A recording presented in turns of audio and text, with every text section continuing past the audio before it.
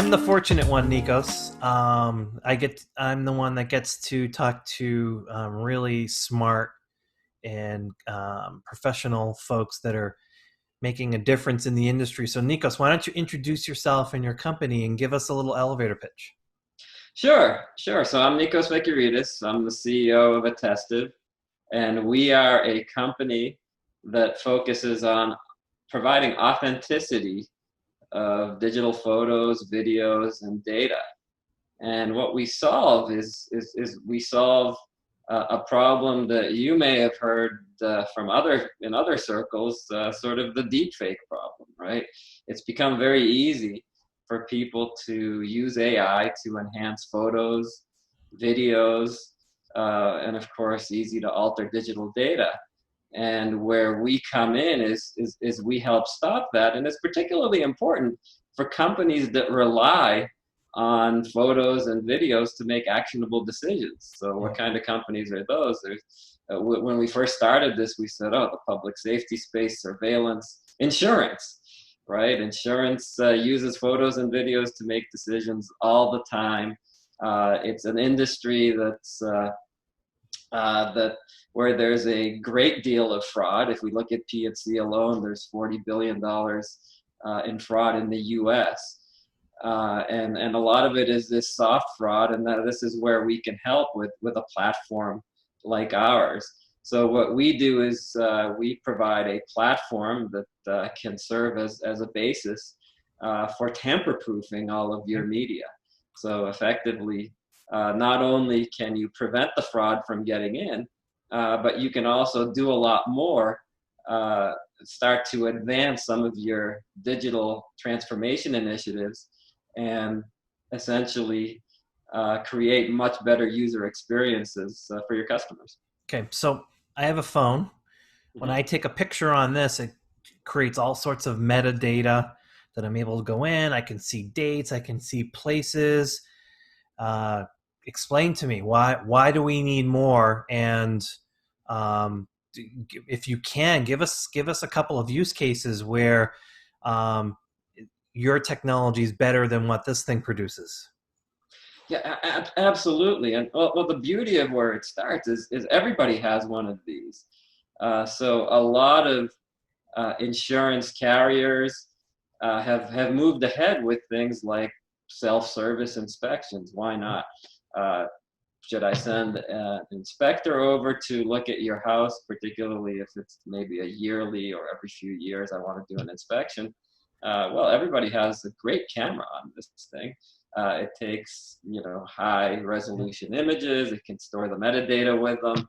It's all good, except these photos can be tampered with, right? It's as easy as Photoshop. So everybody has access to Photoshop. You could change things around. Sometimes they say just import the photos from anywhere. And then you start seeing some fraud out there.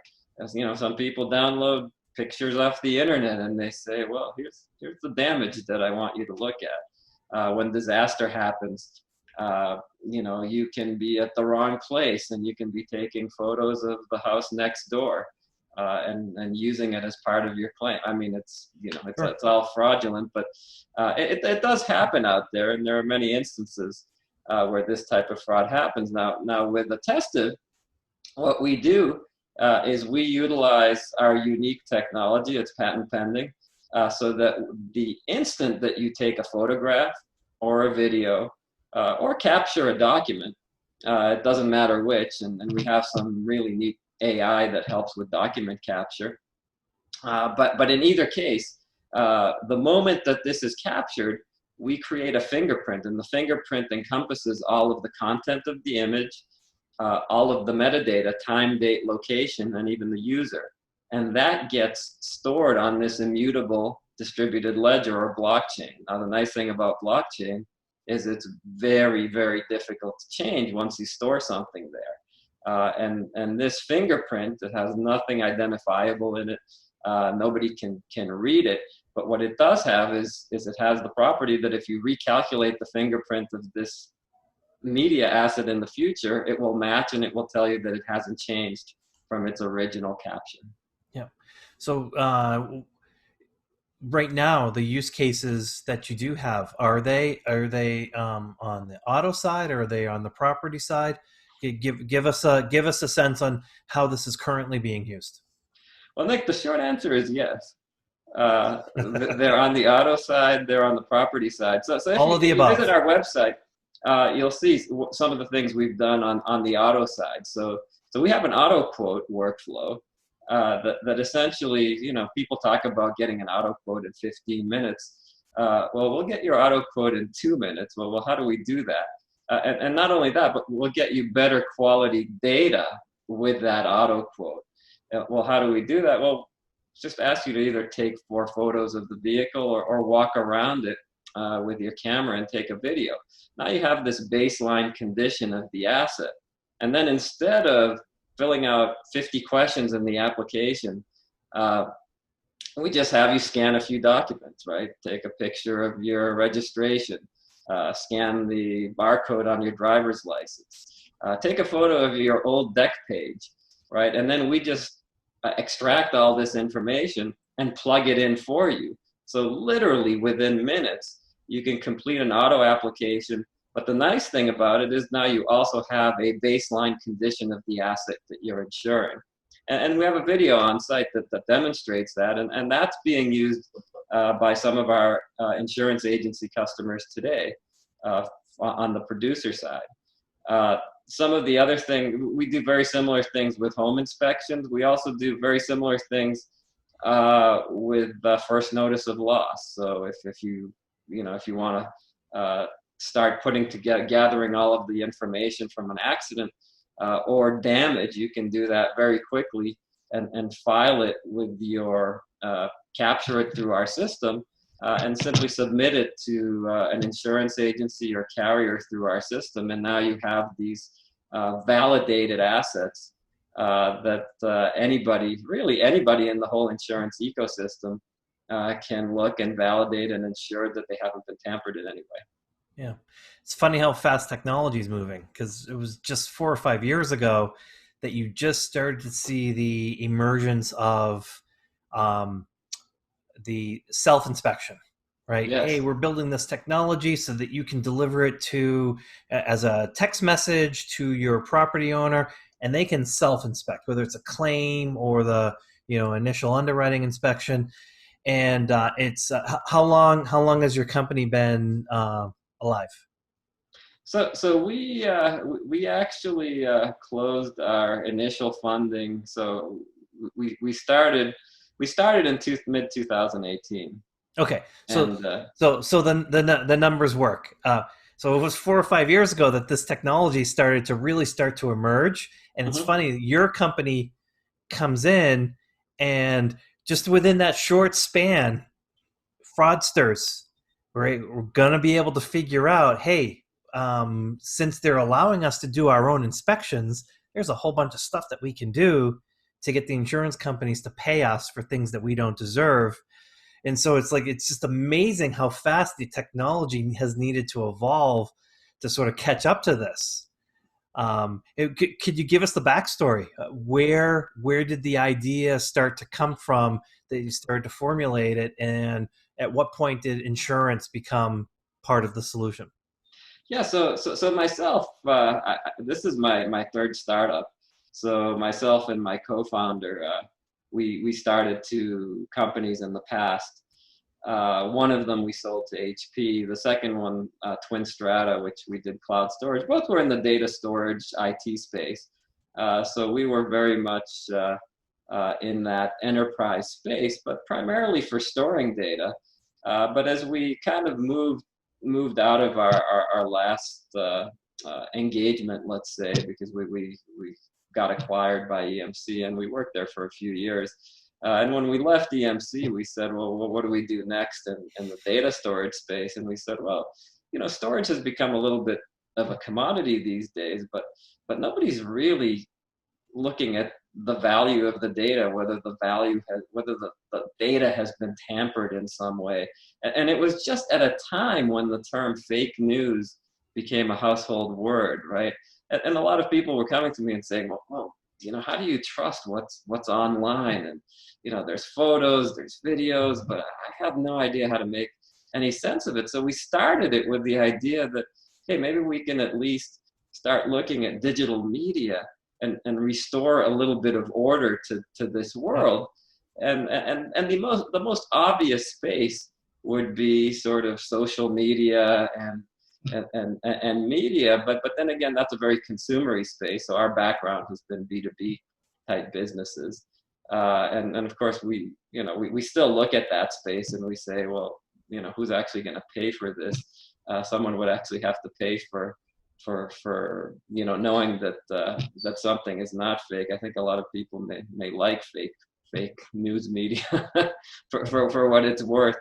But on the other hand, in the enterprise space, there's a big need, because when fake starts seeping into the enterprise, it can result in fraud, it can result in reputational harm, and it can often hurt a business in many ways. So we started looking at, start with photos and media, who uses them, and that's what led us to public safety and insurance. And our third co-founder here at Attestiv actually had a background in insurance, so that's Mark Morley. He had a background in insurance, and we started talking to insurance companies, and sure enough, they got this technology right away. They said, oh, we get it. We're trying to expand. We're trying to do more with self-service. And this is one of the threats that we're looking at is the increasing risk of fraud. Yeah. Fast forward to today, where, with COVID, maybe you don't even want to send an inspector into a house, or the homeowner doesn't want an inspector in their house. Right. How do you handle that? And self-service makes a lot of sense, but you really need the right foundation to ensure that you can stop fraud. And once you have that foundation, then you can expand these digital initiatives with confidence. Yeah. Can you talk about what an engagement looks like? So if an insurance company is interested, and I'm particularly interested given the stereotype of insurers having a lot of this legacy technology that's not dovetailing very nicely with modern technology. How do you work with them? How could they expect to work with you? Well, there's there's interesting entry points. Let's put it that way. So a lot of insurers do have apps. They do have mobile apps. Yep. And they have started to use pictures now. Whether they rely on these or whether they send inspectors and appraisers, that's still in place. So what we do is we kind of holistically looked at the whole insurance ecosystem in places where we could help the most. So for instance, if we look at the producer side, about 50% of insurance carriers work with agencies, right? The agencies, they tend to be lagging in technology a lot of time. And this makes perfect sense in terms of, well, how do you enable more self-service capability? Often they're the ones running out doing inspections. True. Or they're asking customers to come into their office and in order to get a car insured or get a home insured.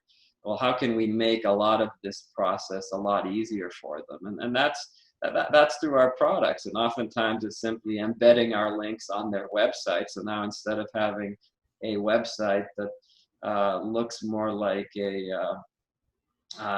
just sort of a brochure, now you have a functional website where you can click on a few links and start engaging with these workflows 24/7 anytime.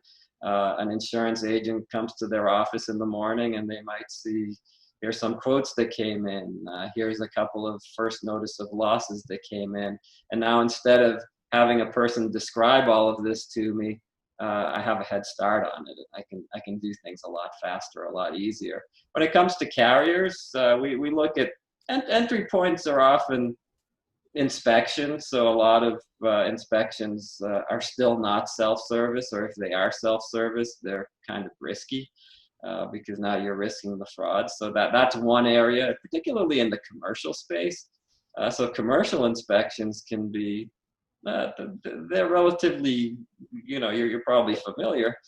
Each one can be relatively unique. So how do you spin up an inspection for a restaurant versus a software company versus a huge global company, and how do how do you do this in a self-service manner? And what we've done is we've created a very flexible and customizable platform where you can effectively input a specification, and we spit out the inspection, and we let you issue it to whoever needs to do the inspection on the other side in a self-service manner. So that's, that sort of gives you two ways. I think the third way, which is, there's a lot of insurance carriers who have apps, and we have APIs. So we say, well, if you have the apps, why not integrate with our APIs? So now you at least have that level of protection built in. Yeah, yeah. And the data storage, because I'm assuming the founding team has a storage background, Mm-hmm. you've basically have that covered as well. You're not relying on the carrier or the broker to store the information. You have that, and with some sort of stamping that's done via a blockchain. Yeah. So we do the fingerprinting via the blockchain, and part of our experience working with enterprises on data storage is sometimes a lot of customers are content storing in the cloud, and others want it stored on their systems and their four walls. So we give them all of the options. So if they prefer to store the data locally, then we allow them to do just that. The fingerprints, like I said, they're non-reversible, so you can't generate any meaningful data out of them. Or we store it in the cloud for those who want, and in that case we use secure encrypted storage. Yeah, I have spoken to some companies that are using Imagery to basically add an AI or machine learning element to it to try to identify what it's looking at. Does your technology do that, or are you aiming to do that at some point? Yeah, I mean, the possibilities are kind of endless here. So once you have the photographs, once you're to be able to automate a lot of these pieces. So, think of an inspection, right? If you're doing a home inspection and suddenly there's a swimming pool in the backyard, you actually don't need a human being to tell you that there's a swimming pool in one of these photos. So that's someplace where machine learning and AI can help a lot. And we are looking at all of those as we enhance our products. It's really building in more AI, more automation. Initially, we're using a lot of AI for training to extract from documents. As you know, insurance is very document heavy, and being able to extract things from documents is a huge accelerator. Yeah. There may be some that are listening that don't quite understand blockchain. Mm-hmm. I guess there's generally a lot of confusion with blockchain and Bitcoin. They're not the same thing. Can you talk specifically about what blockchain is and what I think it has a really positive future in insurance? You've nailed one of the use cases, but talk about what blockchain is and why it's important to how insurance transactions are being conducted in the future. Mm-hmm. Yeah, blockchain has a huge ability to transform the insurance space, and I think where we're hitting it is kind of right at the tip of the iceberg. So blockchain is a ledger. You can think of it as a database, and sometimes the first question we get is, well, why can't this be my centralized database that I manage? Right. And the difference is that with blockchain, it's not managed by a single entity. Put Bitcoin and cryptocurrency aside, it's really a database that makes this work. It's a ledger that makes this work. And the idea is, I can manage my own database, but imagine if I had 10,000 people managing this database, and in order to go back and rewrite history or change things, I actually have to get half of those 10,000 people to agree. that makes it a very monumental task.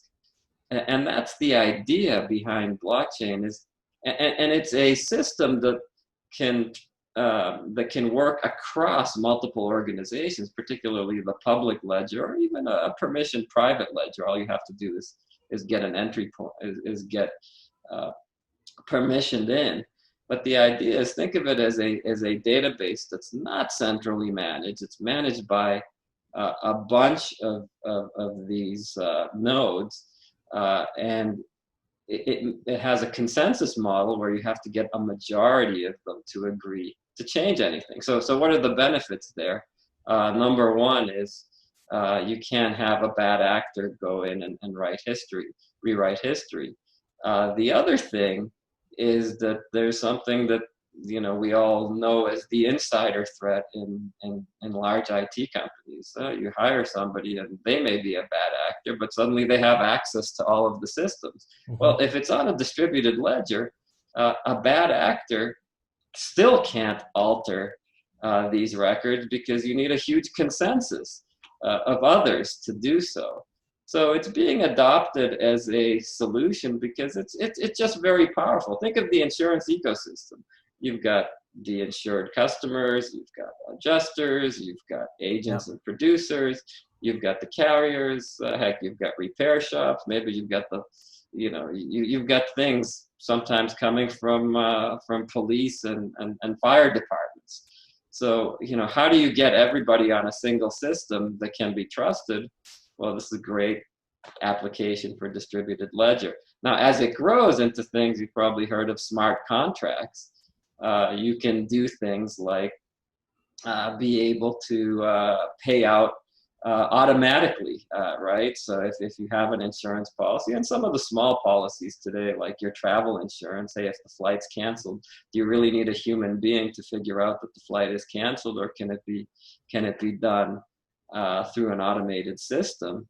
And it can do this securely. So as we see, if something like this lives on a distributed ledger, then there's a lot of enhancements that can happen in the future to really automate and transform insurance. I hope that's a long answer. I hope I answered your question.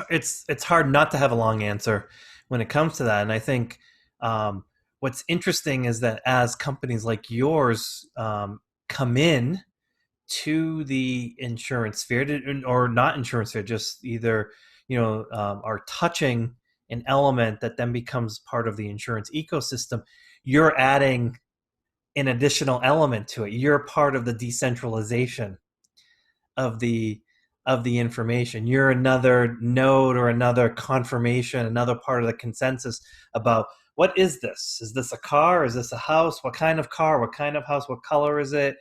What's it made out of? And to me, that's the richest element. When I first started to learn about the blockchain, part of it was, there's so much duplication of effort in insurance.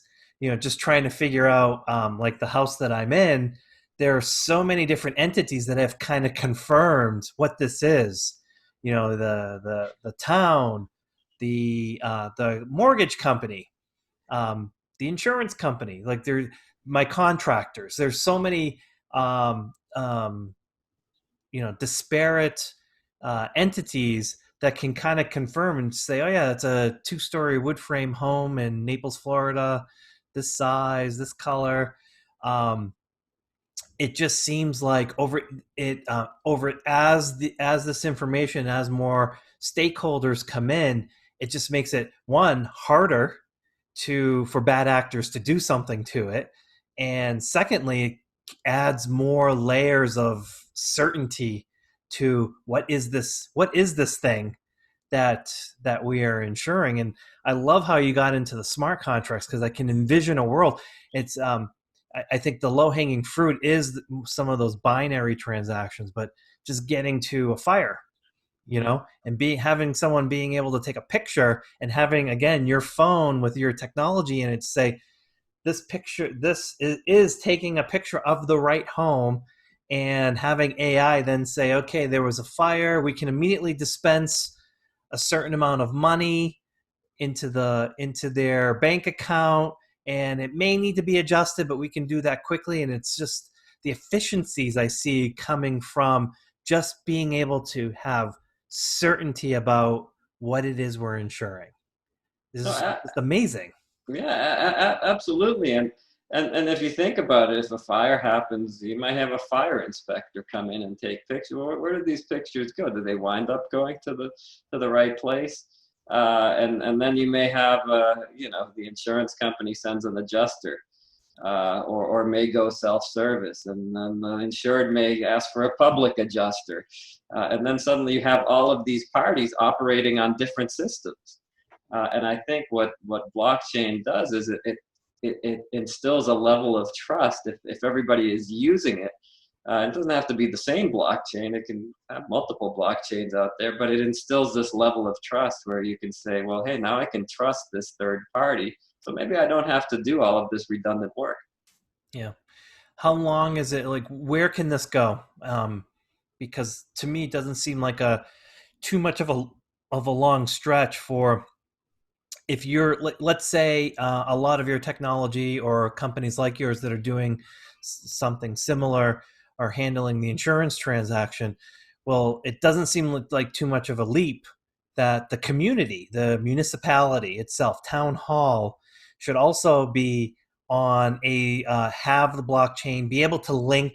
Like, when are these going to start to link where we get some efficiencies in insurance, and those one link goes to municipalities, and now all of a sudden we get some more efficiencies there, and it starts to network out viral, almost, you could say, in this bad joke, but it is similar to that. How many years do you think it'll start taking before we start seeing these sprouts and these networking effects really taking hold, and we'll have like ecosystems of this, basically helping to solidify the security of the information that's being transmitted for transactions?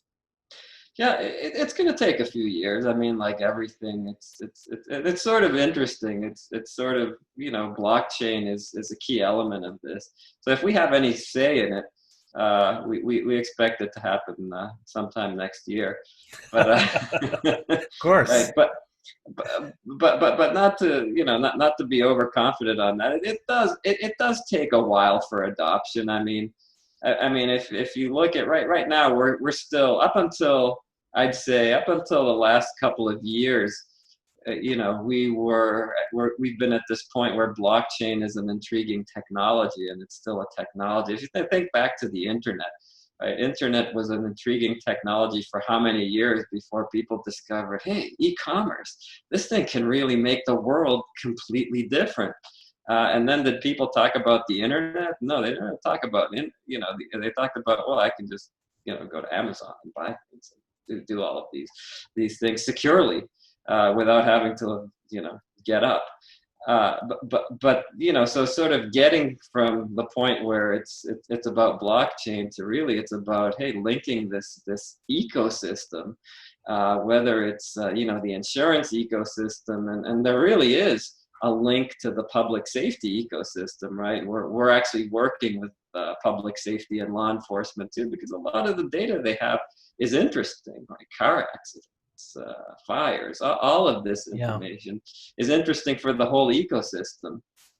So we're advancing it.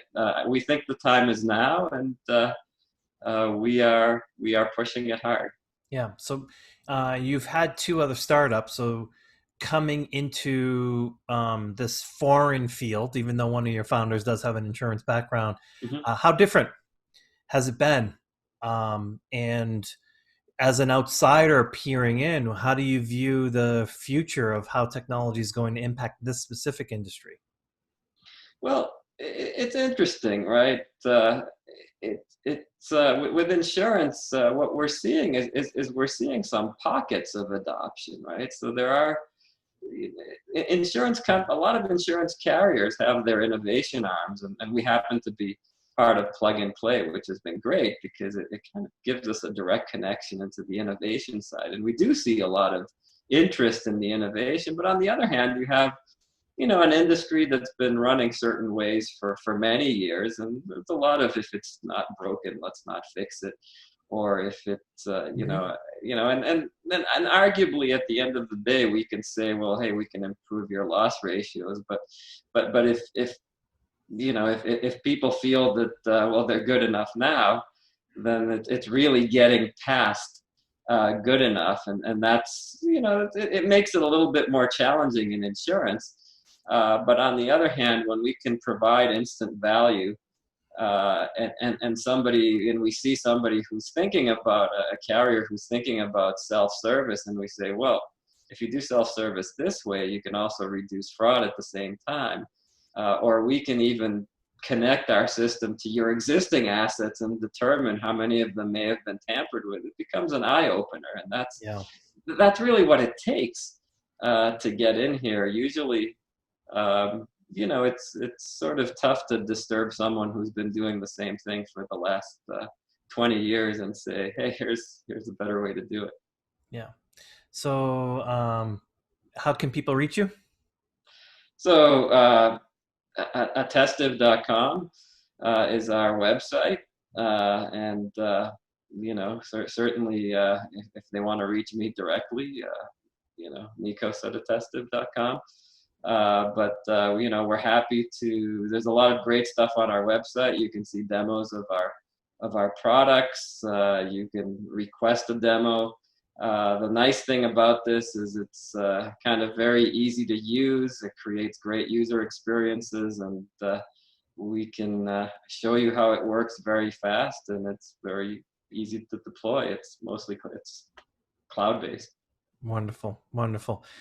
Thank you for taking time out of your schedule to update us and give us a lecture on blockchain. We always like that. Okay, great. Well, thank you, Nick. Thank you for having me here today. And I look forward to having more discussions in the future, especially as we convert the world to the blockchain way of thinking. You got it. So for all of those that are listening, again, be safe. Don't forget to subscribe, and I will put all of Nicos's information and the company information in the show notes. So if you want to see the transcript, watch the video, listen to this, or connect with Nicos, just go and see the show notes. And until next time, thank you. Yasu, Nicos? Yasu. Hey, that's pretty good. Thanks. And so, my fellow Americans, ask not what your country can do for you. Ask what you can do for your country.